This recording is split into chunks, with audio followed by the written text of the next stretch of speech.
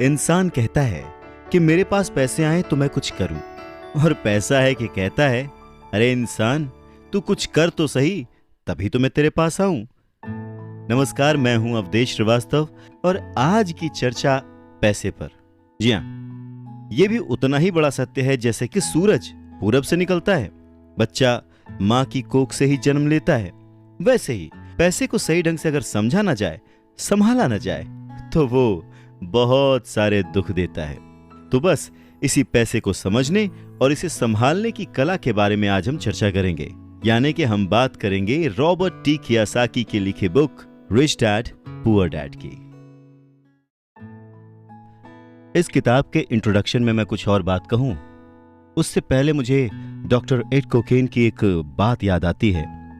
लिखते हैं कि रिच डैड पुअर डैड अमीरी का शॉर्टकट नहीं बताती, ये सिखाती है कि आप पैसे की समझ कैसे विकसित करें, किस तरह से अपने पैसे की जिम्मेदारी निभाएं और उसके बाद किस तरह से अमीर बने।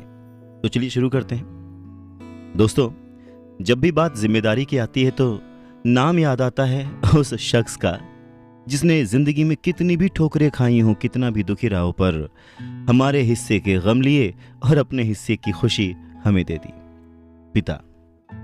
जेब खाली हो फिर भी मैंने उन्हें मना करते नहीं देखा, जेब खाली हो फिर भी मैंने उन्हें मना करते नहीं देखा।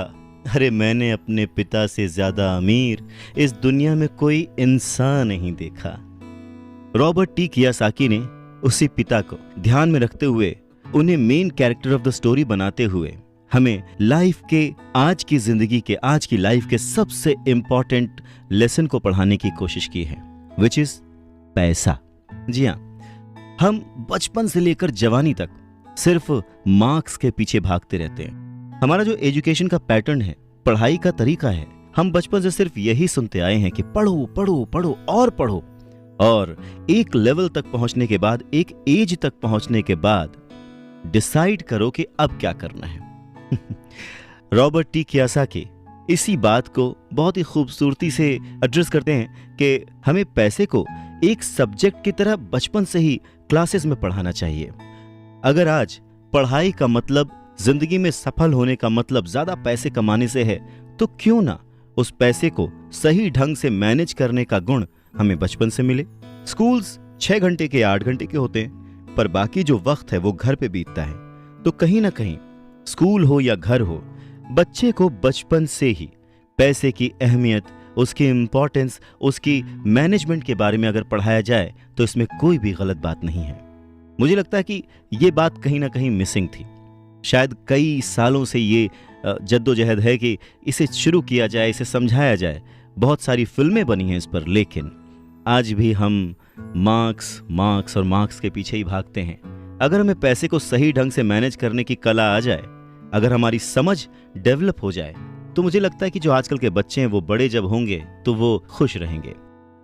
इंसान को कंप्लीट करने के लिए उसका परिवार, उसके अपने, उसके दोस्त, उसका रहन सहन सब बहुत जरूरी होता है। ये तो नहीं कह सकते कि पैसा ही सब कुछ है, पर हाँ, सब कुछ पाने के लिए पैसा जरूरी है। अमीर डैडी का सबक। आपका मकान संपत्ति नहीं है। 20 साल पहले सन 1997 में मुझे अस्वीकृति की पर्ची भेजने वाले हर प्रकाशक ने अमीर डैडी के इस सबक की आलोचना की कि आपका मकान संपत्ति नहीं है। 10 साल बाद सन 2007 में जब सब प्राइम कर्जदारों ने अपने सब प्राइम मॉर्गेज की किश्त चुकाना बंद कर दिया, तो संसार का रियल एस्टेट बुलबुला फूट गया और करोड़ों मकान मालिकों को इस सबक की सच्चाई कठोर तरीके से पता चली। उनका मकान सचमुच संपत्ति नहीं था। असली समस्या, ज्यादातर लोग ये नहीं जानते कि रियल एस्टेट क्रैश वास्तव में रियल एस्टेट क्रैश नहीं था। रियल एस्टेट क्रैश गरीब लोगों की वजह से नहीं हुआ था, ये तो अमीरों की वजह से हुआ था।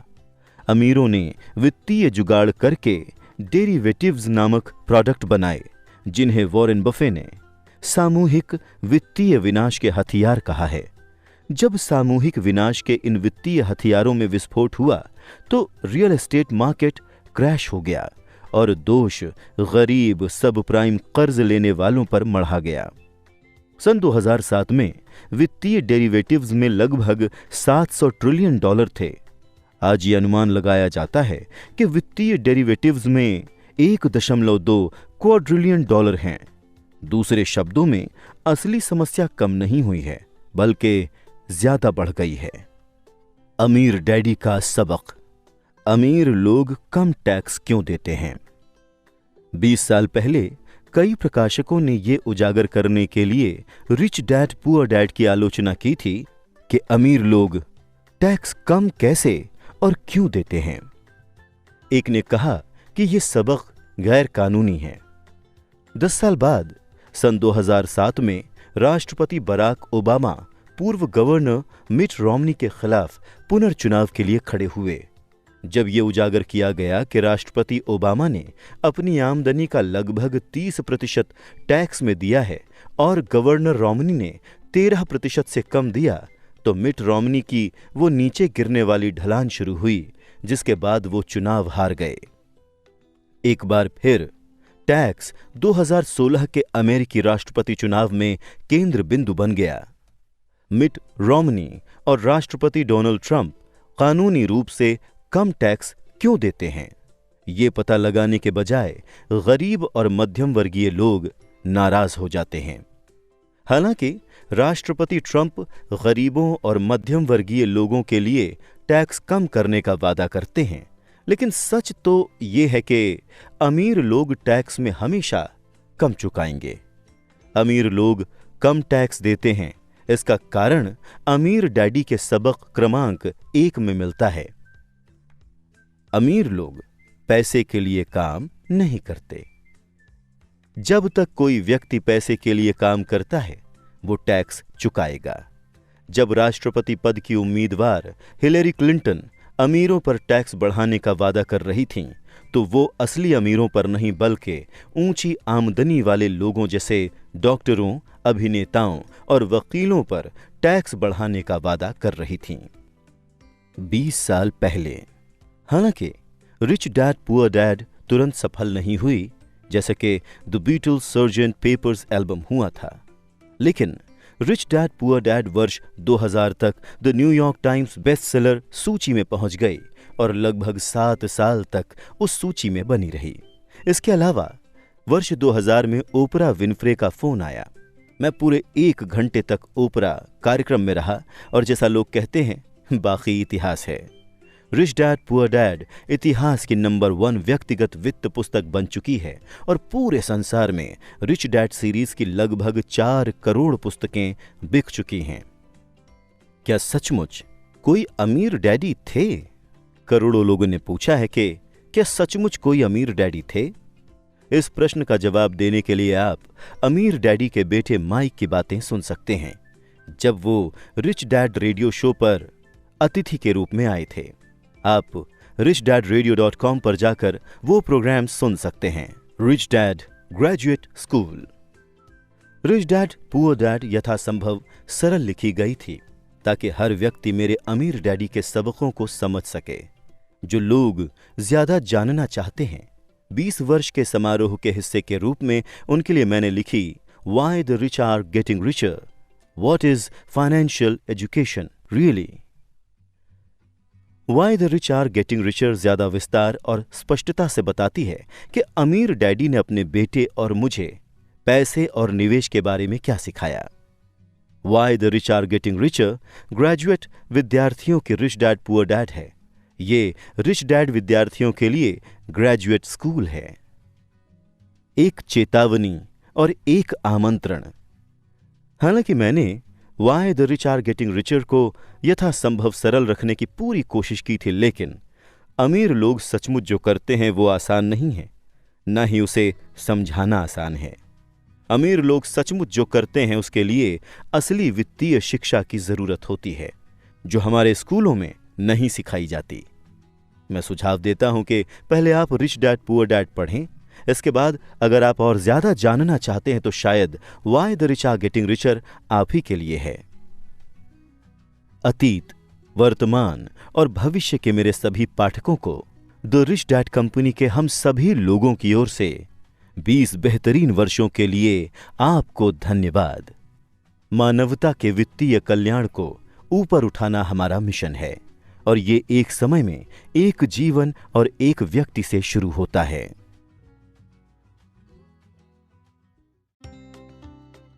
रिच डैड पुअर डैड प्रस्तावना। मेरे 2 डैडी थे, इसलिए मेरे पास 2 विरोधी दृष्टिकोणों का विकल्प था, एक अमीर आदमी का और एक गरीब आदमी का। मेरे 2 डैडी थे, एक अमीर और एक गरीब। एक उच्च शिक्षित और बुद्धिमान थे, वो पीएचडी थे और उन्होंने 4 साल का पूर्व स्नातक पाठ्यक्रम 2 साल में ही पूरा कर लिया था। इसके बाद पढ़ाई करने के लिए वो स्टैनफोर्ड यूनिवर्सिटी, शिकागो यूनिवर्सिटी और नॉर्थ वेस्ट यूनिवर्सिटी गए, जाहिर है पूरी स्कॉलरशिप्स पर। दूसरे डैडी कभी 8वीं भी पास नहीं कर पाए। दोनों ही डैडी अपने करियर में सफल थे। दोनों ने ही जिंदगी भर कड़ी मेहनत की। दोनों ने ही काफी पैसे कमाए, लेकिन एक हमेशा आर्थिक परेशानियों से जूझते रहे और दूसरे आगे चलकर हवाई के सबसे अमीर लोगों में से एक बने। एक अपनी मृत्यु के समय अपने परिवार, परोपकारी संस्थाओं और चर्च के लिए करोड़ों डॉलर छोड़ गए, तो दूसरे ने अधूरे बिल छोड़े जिनका भुगतान बाकी था। दोनों ही डैडी शक्तिशाली, करिश्माई और प्रभावशाली थे। दोनों ने ही मुझे सलाह दी, लेकिन उन्होंने एक जैसी चीजें करने की सलाह नहीं दी। दोनों ही शिक्षा पर बहुत जोर देते थे, लेकिन उन्होंने अध्ययन के लिए एक जैसे पाठ्यक्रम की सलाह नहीं दी। अगर मेरे सिर्फ एक ही डैडी होते तो मैं या तो उनकी सलाह मान लेता या फिर उसे ठुकरा देता। 2 डैडी होने से मुझे विरोधी दृष्टिकोण का विकल्प मिला, एक अमीर आदमी का और दूसरा गरीब आदमी का। उनमें से किसी एक दृष्टिकोण को स्वीकार या अस्वीकार करने के बजाय मैं उनकी कही बातों पर काफी सोच विचार करता था, उनकी तुलना करता था और फिर अपने लिए विकल्प चुनता था। समस्या ये थी कि अमीर डैडी उस वक्त अमीर नहीं थे और गरीब डैडी उस वक्त गरीब नहीं थे। दोनों ही अपना करियर शुरू कर रहे थे और दोनों ही आर्थिक व पारिवारिक क्षेत्रों में संघर्ष कर रहे थे, परंतु पैसे के बारे में उनके दृष्टिकोण बहुत भिन्न थे। मिसाल के तौर पर एक डैडी कहते थे, पैसे का प्रेम ही सारी बुराई की जड़ है, तो दूसरे डैडी कहते थे, पैसे की कमी ही सारी बुराई की जड़ है। 2 शक्तिशाली डैडियों की अलग अलग सलाह से बचपन में मुझे बड़ी उलझन होती थी। मैं एक अच्छे बेटे की तरह उनकी बातें सुनना चाहता था और उन पर अमल करना चाहता था। दिक्कत ये थी कि दोनों डैडी एक सी बातें नहीं कहते थे। उनके दृष्टिकोण में जमीन आसमान का अंतर था, खास तौर पर पैसे के संबंध में। इससे मैं बहुत चकराता था, लेकिन मेरी जिज्ञासा जाग गई। मैं काफी समय तक सोचता रहता था कि उनमें से किसने क्या कहा और क्यों कहा। अपने खाली समय में अधिकतर मैं इसी बारे में विचार करते हुए खुद से ये सवाल पूछता था, उन्होंने ऐसा क्यों कहा? फिर मैं दूसरे डैडी की कही बातों के बारे में भी यही सवाल पूछता था। इसके बजाय तो ये कहना ज्यादा सरल होता, हां, उनकी बात बिल्कुल सही है, मैं इससे सहमत हूं, या ये कहकर उनके उस दृष्टिकोण को नकार देना भी आसान होता। उन बुजुर्ग इंसान को पता ही नहीं है कि वो क्या बोल रहे हैं। मैं दोनों डैडियों से प्रेम करता था, इसलिए मैं सोचने के लिए विवश हुआ और अंततः मुझे अपने लिए सोचने का तरीका चुनने की खातिर मजबूर होना पड़ा। इस प्रक्रिया में अपने लिए विकल्प चुनना आगे चलकर काफी मूल्यवान साबित हुआ, जो किसी दृष्टिकोण को सिर्फ स्वीकार या अस्वीकार करने से संभव नहीं था। अमीर लोग ज्यादा अमीर बनते हैं और गरीब ज्यादा गरीब तथा मध्यम वर्गीय कर्ज में डूबा रहता है।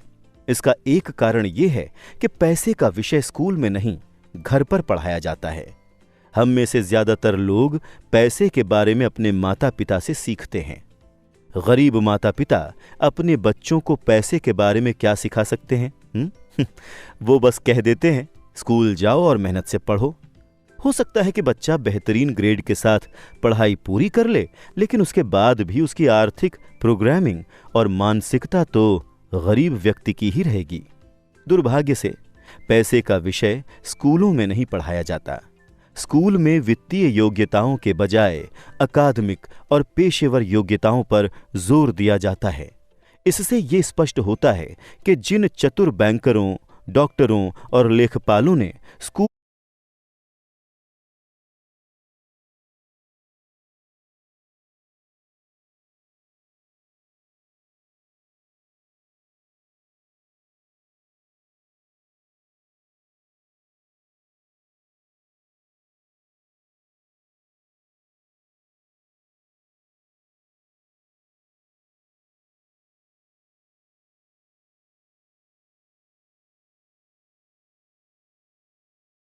कॉलेज में बेहतरीन ग्रेड पाए थे, वो जीवन भर पैसे के लिए क्यों जूझते रहे?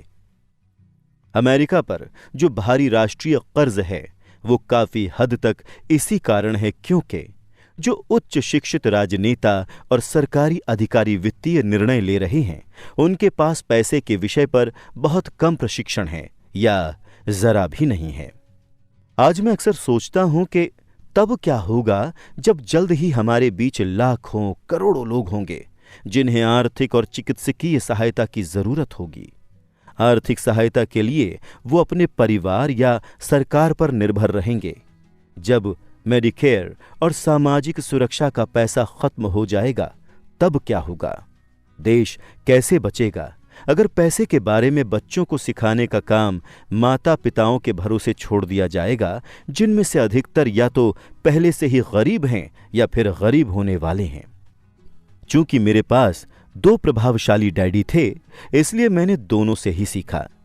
मुझे हर डैडी की सलाह के बारे में सोचना पड़ता था और ऐसा करके मैंने इस बारे में बहुत मूल्यवान ज्ञान हासिल किया कि किसी इंसान के विचार उसके जीवन पर कितना ज्यादा असर डाल सकते हैं। मिसाल के तौर पर एक डैडी में यह कहने की आदत थी, मैं इसे नहीं खरीद सकता, तो दूसरे डैडी ने इन शब्दों को प्रतिबंधित कर दिया था। वो जोर देते थे कि मैं इसी बात को इस तरह से पूछूं, मैं इसे कैसे खरीद सकता हूं? एक वाक्य कथन है और दूसरा प्रश्न है। एक में बात खत्म हो जाती है और दूसरे में आप सोचने के लिए मजबूर होते हैं। मेरे जल्द ही अमीर बनने वाले डैडी समझाते थे कि मैं इसे नहीं खरीद सकता कहने से आपका दिमाग किस तरह काम करना छोड़ देता है, वहीं दूसरी ओर मैं इसे कैसे खरीद सकता हूं, ये सवाल पूछने से आपका दिमाग सक्रिय हो जाता है। उनका यह मतलब नहीं था कि आपका जिस भी चीज पर दिल आ जाए आप उसे खरीद लें। उन्हें अपने दिमाग की कसरत कराने का जुनून था, जिसे वो संसार का सबसे शक्तिशाली कंप्यूटर मानते थे। वो कहते थे, मेरे दिमाग की शक्ति हर दिन बढ़ती है क्योंकि मैं इसको व्यायाम कराता हूं। ये जितना ज्यादा शक्तिशाली बनता है, मैं उतने ही ज्यादा पैसे बनाता हूं। वो मानते थे कि स्वचालित ढंग से मैं इसे नहीं खरीद सकता, ये कहना मानसिक आलस्य की निशानी है। हालांकि दोनों ही डैडी कड़ी मेहनत करते थे, लेकिन मैंने गौर किया कि आर्थिक मसलों पर एक में अपने दिमाग को सुलाए रखने की आदत थी और दूसरे में अपने दिमाग का व्यायाम कराने की आदत थी।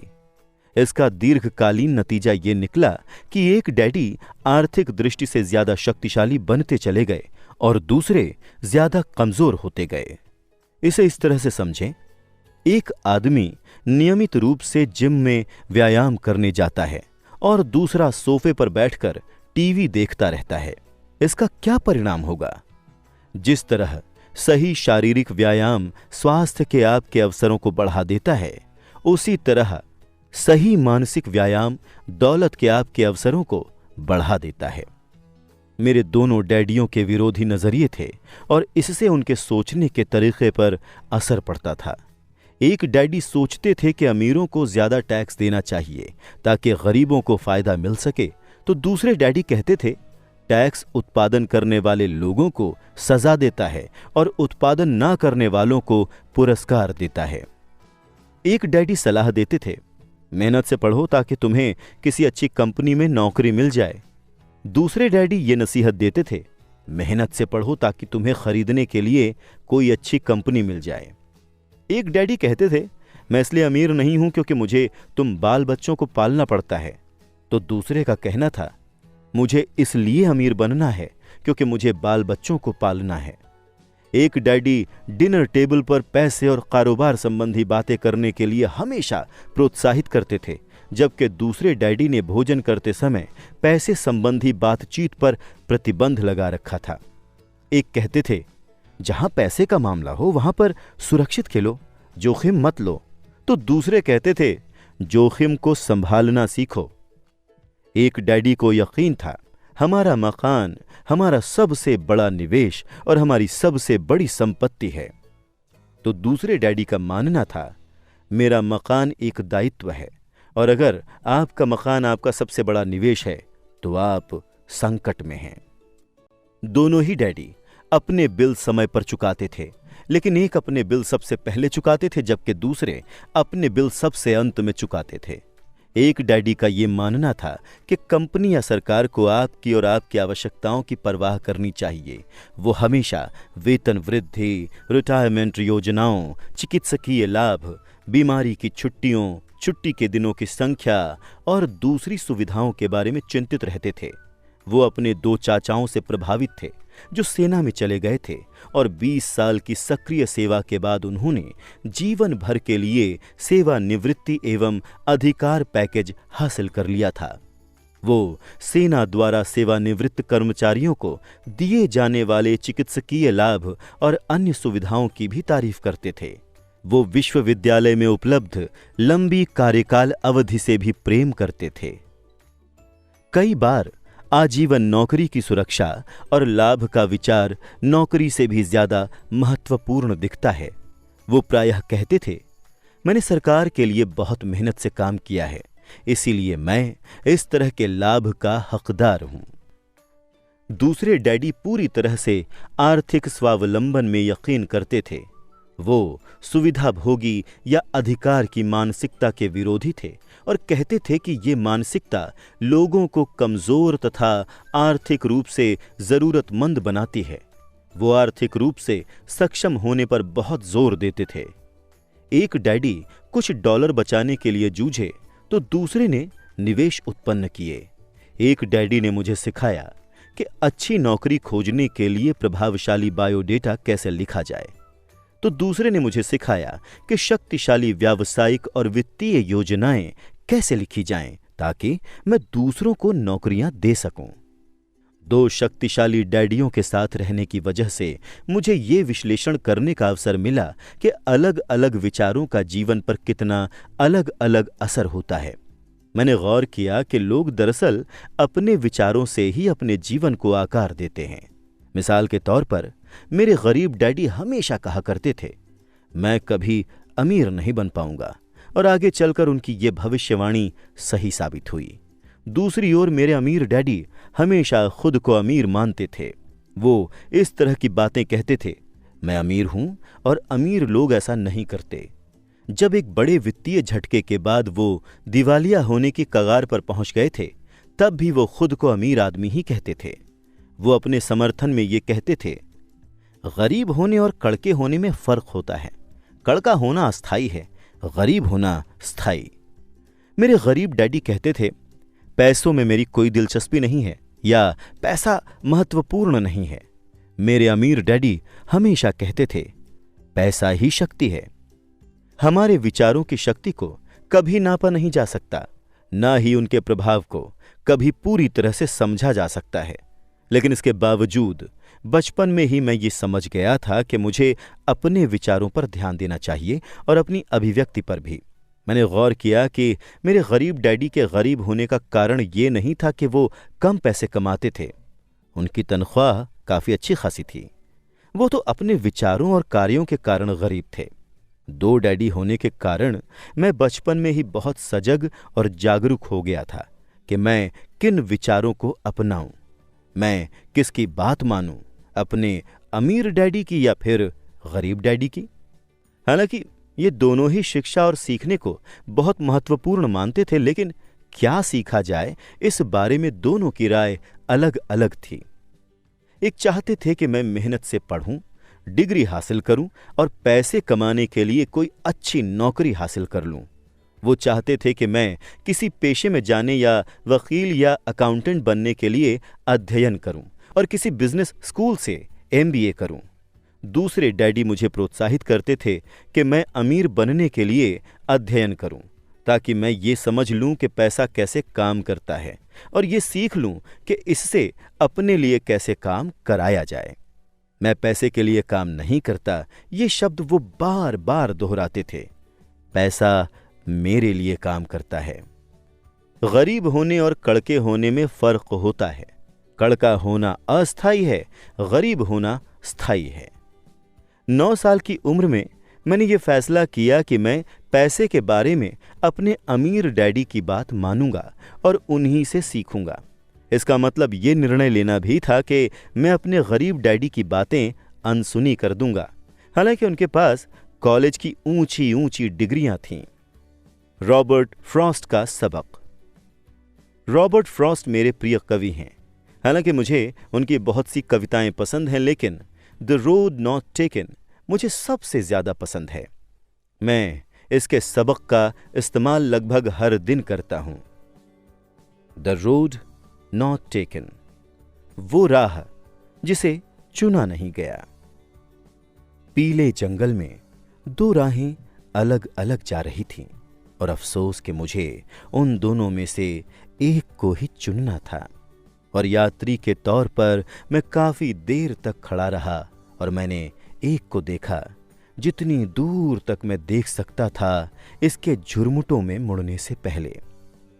फिर मैंने दूसरी राह चुनी जो उतनी ही अच्छी थी और संभवतः इसका दावा बेहतर था, क्योंकि यहां घास ज्यादा थी और राहगीर कम गुजरे थे और उस सुबह दोनों ही राहें एक जैसी पत्तियों से ढकी थीं, जिन पर किसी ने चलकर निशान नहीं बनाए थे।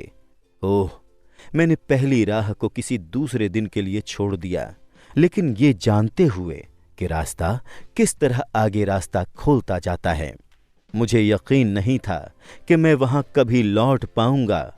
मैं आह भरकर ये कहूंगा, आज से युगों युगों के बाद।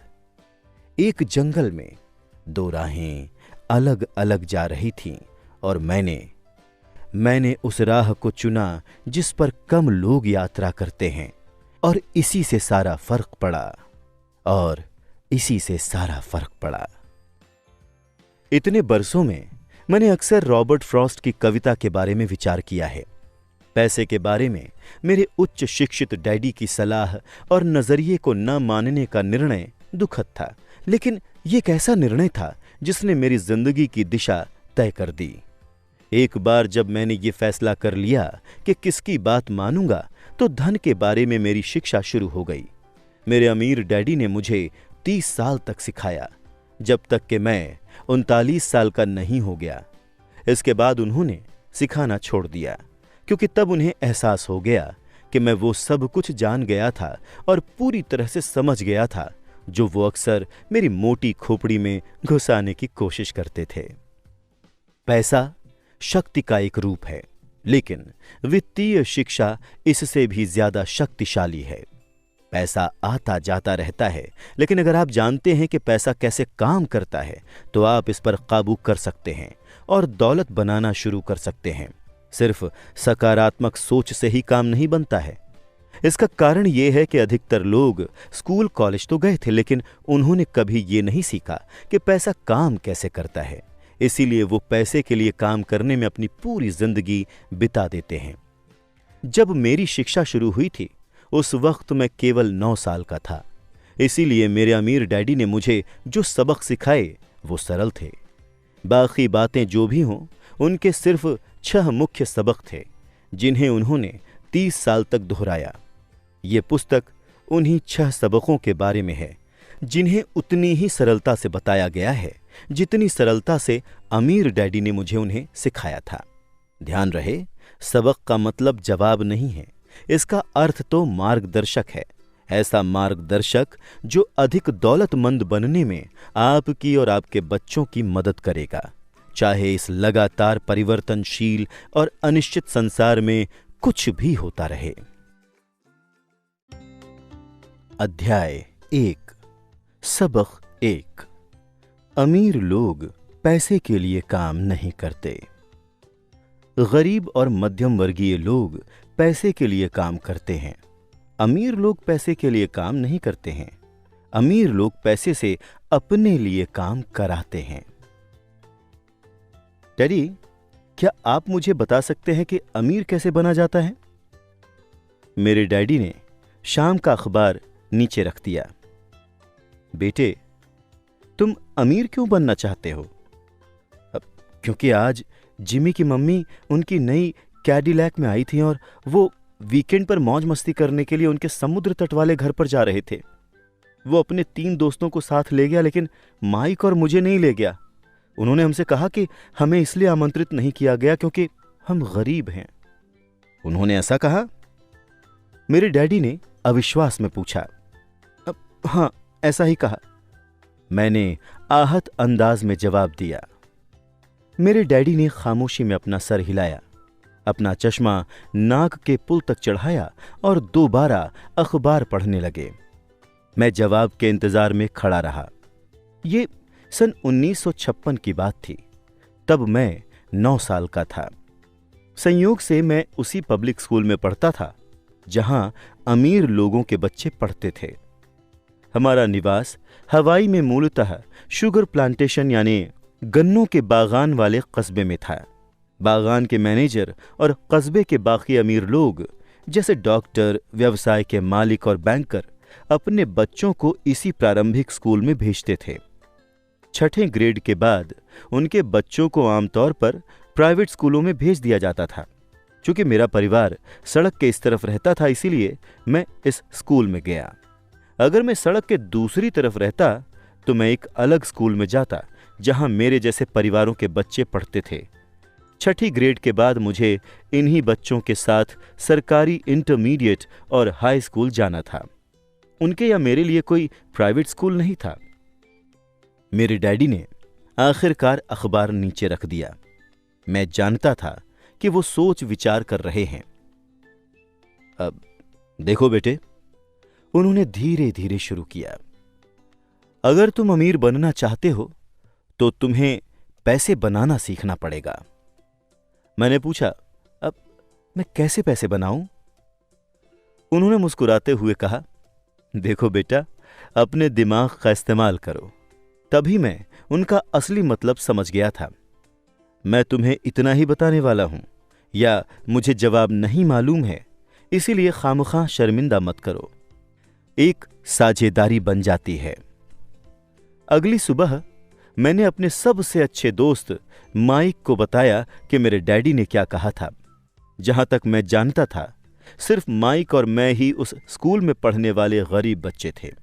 माइक भी संयोग से ही इस स्कूल में पढ़ रहा था। किसी ने कस्बे में स्कूलों की एक विभाजक रेखा खींच दी थी और इसी वजह से हम अमीर बच्चों वाले स्कूल में आ गए थे। वैसे हम वाकई गरीब नहीं थे, लेकिन हमें गरीबी का एहसास होता था क्योंकि बाकी सभी लड़कों के पास बेसबॉल के नए दस्ताने, नई साइकिलें, हर नई चीज होती थी। मम्मी डैडी हमें रोटी, कपड़ा और मकान जैसी सभी बुनियादी चीजें मुहैया कराते थे, लेकिन बस इतना ही। मेरे डैडी कहा करते थे, अगर तुम कोई चीज चाहते हो तो उसके लिए काम करो। हम चीजें तो बहुत सारी चाहते थे, लेकिन 9 साल के लड़कों के लिए ज्यादा काम उपलब्ध नहीं था। माइक ने पूछा, तो पैसे बनाने के लिए हम क्या करें? मैं नहीं जानता, मैंने कहा, लेकिन क्या